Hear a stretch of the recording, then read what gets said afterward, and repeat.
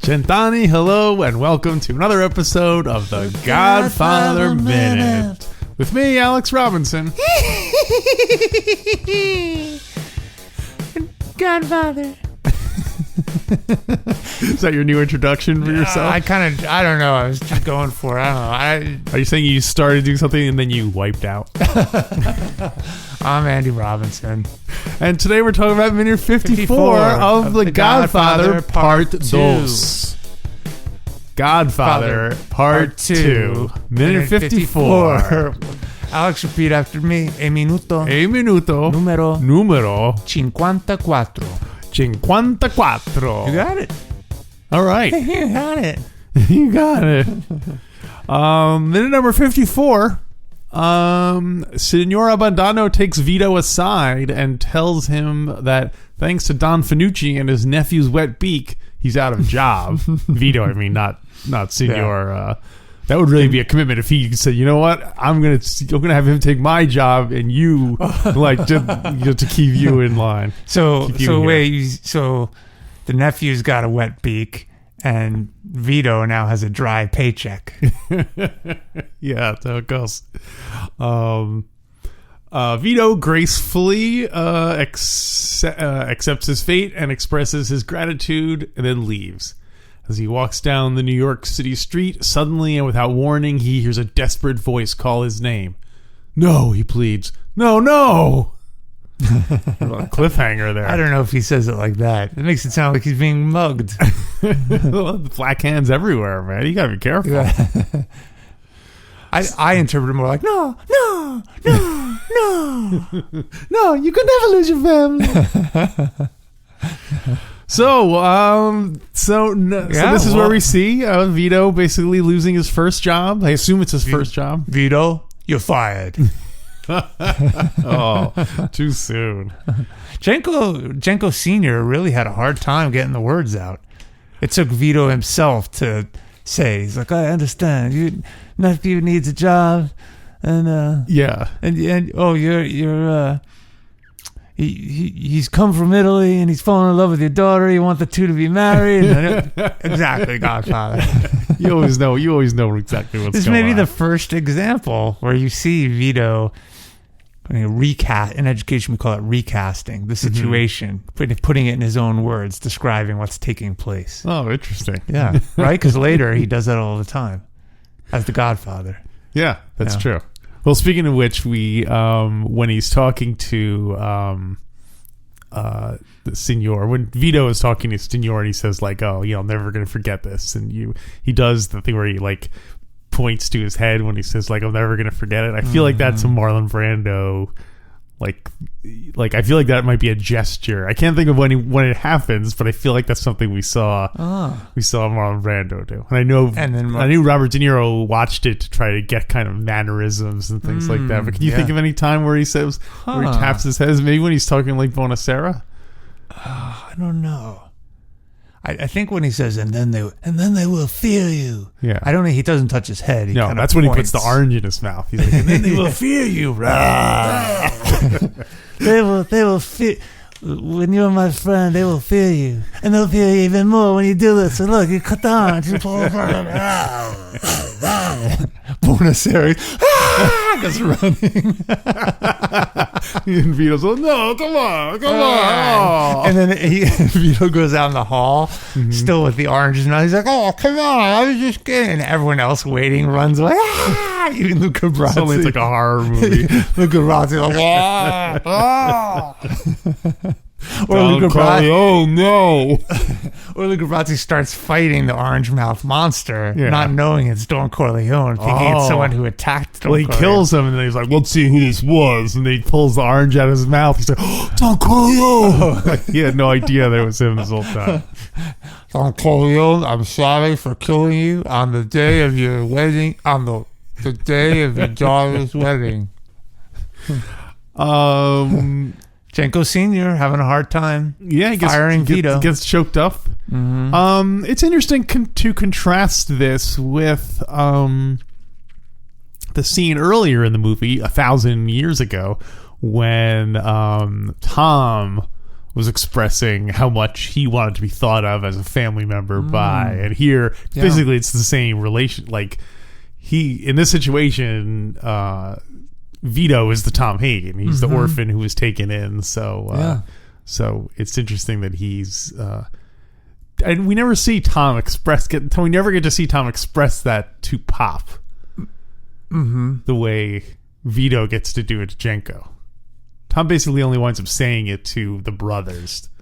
Doesn't Tom at some point say to Vito, oh no, he says to Mikey, that's great, Mikey. I always wanted to be considered a brother, a brother to you. Or he's just as much a father to me as to you guys. But he never says it directly to Vito. Didn't he do that when he tells Vito that Sonny was killed? He's like, they got Sonny on the causeway. He's dead. And I'm really glad I'm your son. It's bad timing to tack it on to that. Well, but I don't know. Maybe it's a substitution. He's like, well, you can rely on me as your son. Now well, that's how he should say it. He's like, Pop, I got good news and I got bad news. Well, give me the bad news. Because he always insists on hearing bad news immediately. He's like, Sonny's dead. Wait, don't get him. Hold on, don't react until you hear everything I have to say. Oh, what's the good news? He says the bad news is I'm your son. Oh no, wait, that's the good news. Sonny's dead, but you got me. And I make more money than 100 Button Men. He has a new slogan. Why not Tom? That's his new. He's like, why not Tom? One client, Hagen. Tom, why am I out, Hagen? So,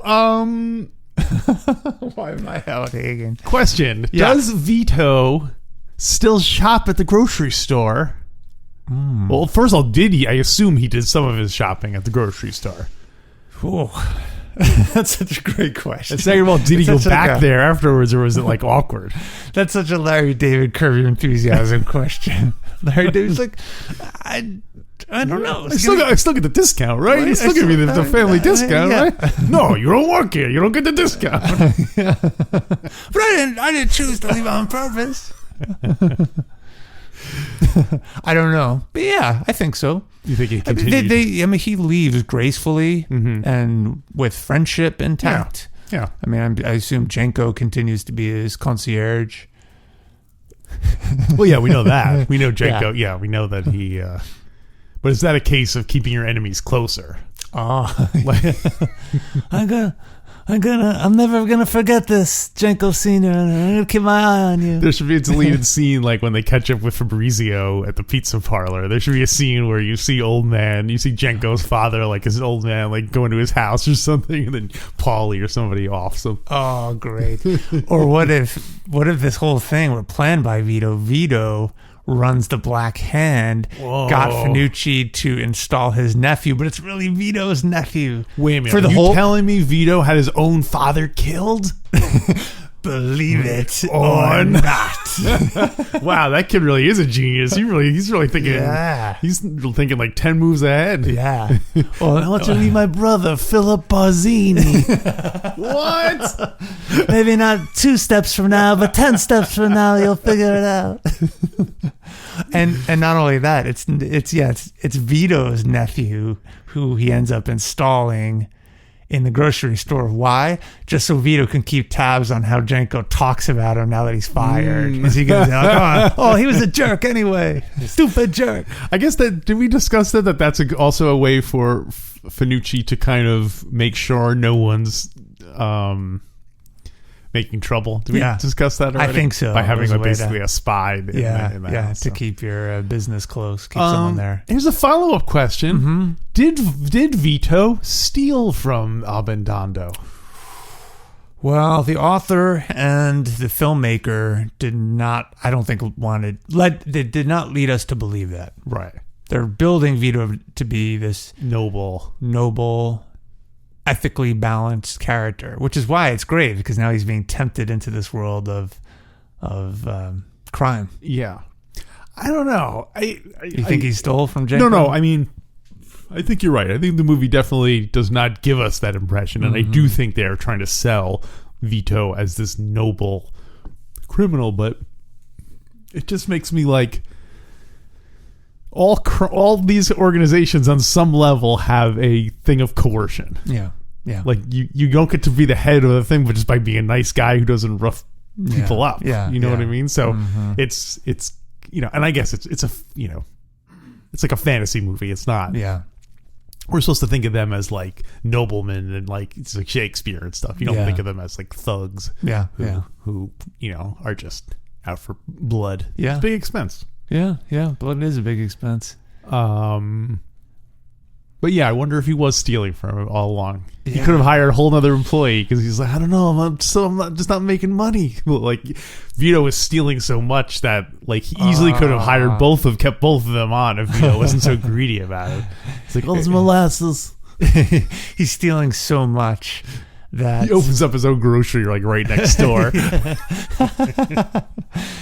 He's stealing so much that Janko is the one who approaches the Black Hand and says, can you, Don Fanucci, I ask you, please, respectfully, to come in and install your nephew just so I have an excuse to fire Vito. Oh, wow. So Senor Avendando's the one secretly running the whole Black Hand operation. It was Janko all along. Here's Janko the question. Senior. Does Fanucci know that Janko is secretly running it, or is there a buffer in between Janko and... Oh, you think as early as now, Cheech is the buffer? Yeah, because Janko's father runs the grocery, and he pays Cheech to relay the messages to Don Fanucci. Don Fanucci doesn't know who they come from. He just hears, the boss wants you to install your nephew in that store. It really gets complicated. So Janko Senior is the Black Hand. Yeah, basically he is this whole thing, and that's why Vito had to explain. That's why Janko had to explain it all to Vito, because Vito's like, I've never even heard of any of these people. So he's just like, oh yeah, he's always been here a while. Yeah, it's Don Fanucci's doubling his charges. Just stay out of it, Vito. It's no coincidence they met in a theater the first time. And suddenly like, behold, I will cut your daughter's throat.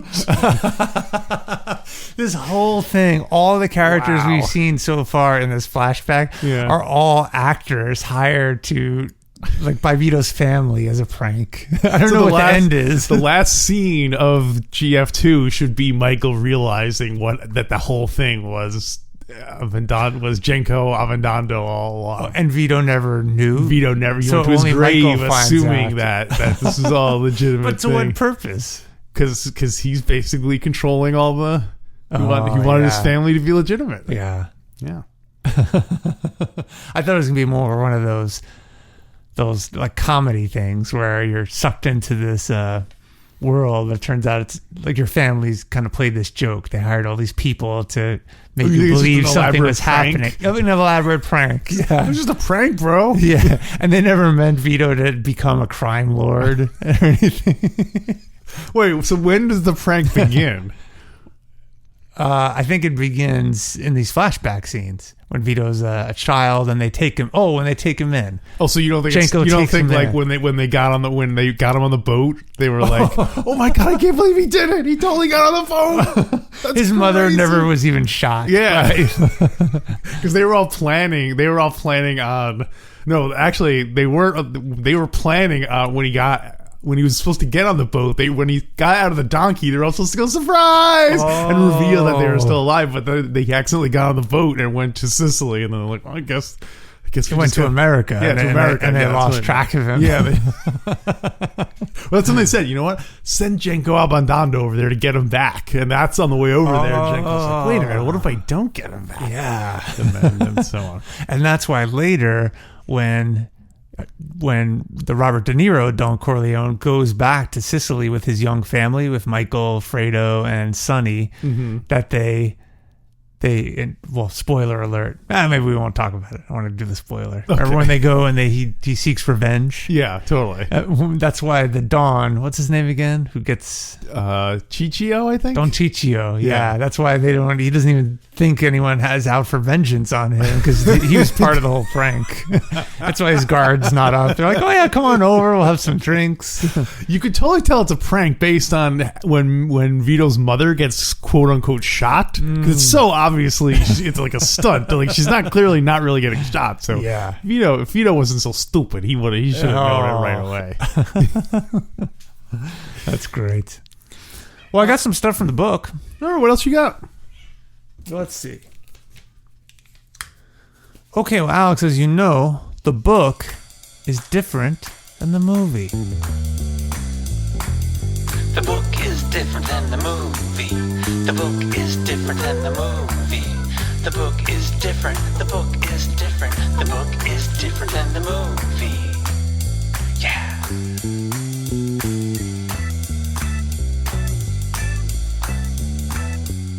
Well, Mario Puzo wrote both, so I don't know why they're different. Yeah, they really should be the same. But here we go. Page 193, Puzo writes, during World War I, when imported olive oil became scarce, Finucci acquired a part interest in the Abbandando grocery store by supplying it not only with oil, but imported Italian salami, hams, and cheeses. That's it. No, I'm going to keep going. Puzo continues to write, he then moved a nephew into the store, and Vito Corleone found himself out of a job. Wait, pause. Rewind. Does it say that Finucci was responsible for them getting food? Yeah. Oh, okay. So he was really involved in the business then. Yeah, he was more than just extortion. It sounded like he worked on the supply The Black chain. Hand. We're more than just extortion. Yeah. But it didn't really work out with them in food because every time they would deliver the food, that like black hand grease, the grease that kept their hand black would be on the products. People didn't like that, Alex. First they thought it was like kind of a brand. They're like, oh, see, each thing will be marked with a black, grimy black fingerprint. Maybe that's how Vito finds out that Jenko was pulling the strings all along and was the black hand. When he gets fired because he shakes his hand, Vito leaves and his hand's all black with grease. I just realized it was Django Aventando all along. What else you got? Puzo writes, this is a little bit more. By this time, the second child, Federico, had arrived, and Vito Corleone had four mouths to feed. Up to this time, he had been a quiet, very contained young man who kept his thoughts to himself. The son of the grocery store owner, young Jenko Abbandando, was his closest friend, and to the surprise of both of them, Vito reproached his friend for his father's deed. Jenko, flushed with shame, vowed to Vito that he would not have to worry about food, that he, Jenko, would steal food from the grocery to supply his friend's need. Wow. This offer, though, was sternly refused by Vito. Of course. As too shameful. A son stealing from his father. You should never take sides against a family. Yeah, and you should never steal from your father. From your father. What do you make of that? Vito reproached his friend. I think that's consistent with the character of the noble family character of like he couldn't make bread. He couldn't eat that bread in good conscience, knowing that if Jenko's father found out, it would be a source of great. Well, but even before Jenko offered him food, Vito reproached young Jenko because his father fired him. No, but I thought Vito reproached him because Jenko's like, I'm going to steal food for you. No, that's when he reproached him. It was afterward. What? The son of the grocery store owner, young Jenko Abbandando, was his closest friend. Yeah. And to the surprise of both of them, Vito reproached his friend for his father's deed. Period. Huh. Then it goes on. Jenko, flushed with shame, vowed to Vito that he would not have to worry about food. So he reproached him even, that's strange. Yeah, it's a little out of cat. I mean, it's probably more realistic. Vito saying, look, how could you let your father do this? That's so like shameful and disrespectful. Right. You as the son should stand up to Finucci. I'm filling in the words of what a reproach, a reproachful Don Vito would have said, right? Yeah, it's strange. I thought he reproached him before about offering to steal food. No, it's only yeah. What do you make of that? Does it change your perception of the character or the upcoming events? Well, I wish it was more. I wish that was more spelled out so we could like specifically figure out what his argument was. Yeah. If it was like you said, is he mad at both of them for not standing up to Finucci? Is he just mad because he got fired? And what is he mad because he charges too much for his groceries? Yeah. Well, it's interesting too because it says he's like, you never should have hired me in the first place. Yeah. That's my Vito impression. Yeah, I know. I could have gotten a job at the Tatalia grocery store across the street in the first place. Oh, imagine how different his world would have been if he had been taken under if he had gotten his first job at the Tatalia grocery across the street. Tatalia's a pimp. Yeah. You don't want to buy your groceries from a pimp. Would you rather buy your groceries from a pimp or the Black Hand? Oh, ugh. It's loser's choice down here on the Immigrantville.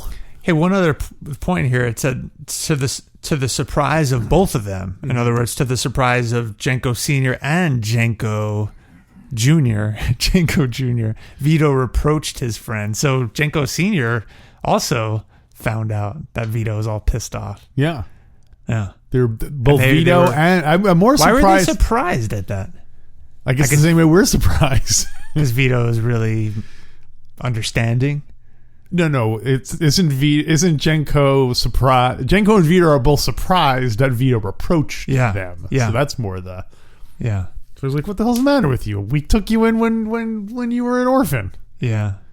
Yeah. Okay. Shouldn't have hired you to begin with. You had no experience. You didn't even speak English. You didn't even know who Finucci was. You've lived in this neighborhood for 25 years. You don't know who Finucci is? Yeah. You don't know Finucci. He is a Jenko Senior. You don't know Finucci. He even made me hire my own son. Okay, a little bit more.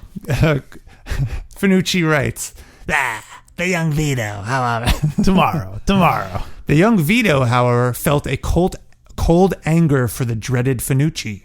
He never showed this anger in any way, but bided his time.